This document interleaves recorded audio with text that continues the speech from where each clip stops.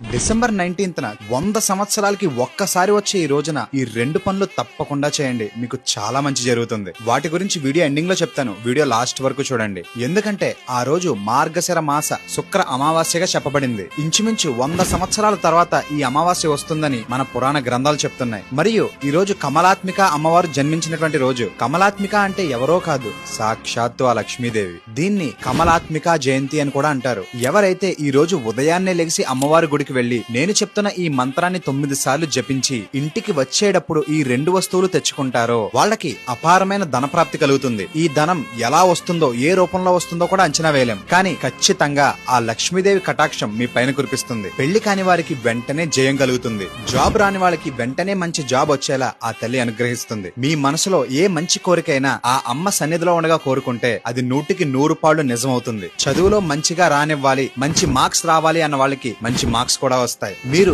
ఏ మంత్రం చదువుకోవాలి అండ్ మీరు ఆ రోజు ఇంటికి వచ్చేటప్పుడు ఏం తెచ్చుకోవాలి అన్నది మీకు డైరెక్ట్ గా డిఎం చేస్తాను. నన్ను ఫాలో చేసి జై భవానీ అని కమెంట్ చేయండి.